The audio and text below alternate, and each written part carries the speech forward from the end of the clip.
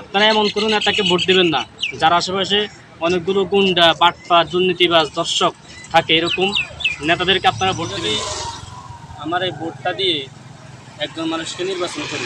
আমার ভোট পেয়ে সে যদি একজন একটা ইউনিয়নের চেয়ারম্যান হয় অথবা এমপি হয়, ওই এমপি ইউনিয়নের চেয়ারম্যান এবং এমপি হয়ে যে অন্যায়গুলো করবে, রাস্তাতে রডের পরিবর্তে বাঁশ দেবে, মাটি দিবে, মাটি দিয়ে রাস্তা করে দেবে, আর সবগুলো খাইবে। সরকারি খাত যেগুলো আছে ওগুলো থেকে টাকা মারবে, দুর্নীতিবাজি করবে, চাঁদাবাজি করবে, টেন্ডারবাজি করবে, মানুষ মারবে, গুম করবে, খুন করবে।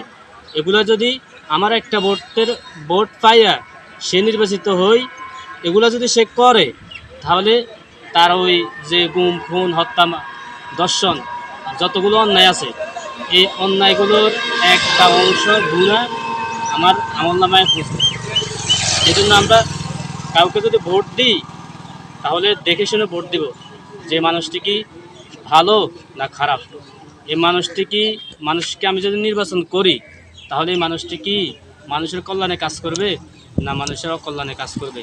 এই মানুষটি কি চাঁদাবাজি করবে না এই ভালো কাজ করবে। এই মানুষটি কি দুর্নীতিবাজি করবে না ভালো কাজ করবে। এই মানুষটিকে হত্যা করবে। যার আশেপাশে আপনারা এমন কোনো নেতাকে ভোট দেবেন না যার আশেপাশে অনেকগুলো গুন্ডা বাটপা দুর্নীতিবাজ দর্শক থাকে। এরকম নেতাদেরকে আপনারা ভোট দেবেন না, কারণ এদেরকে দেখলে বোঝা যায় এরা হে পার্টি। এই জন্য ভোট দিতে অত্যন্ত গুরুত্বপূর্ণ, নিজের দায়িত্ব মনে করে ভোট দেবেন, যেন আপনার যদি ভোটটা পৌঁছেও যায় যেন আপনি না ফসেন।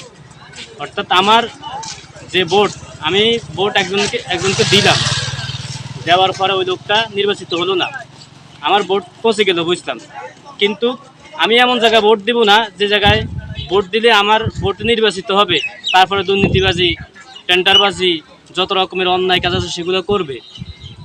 এরকম কাউকে আমরা তো ভোট দেব না।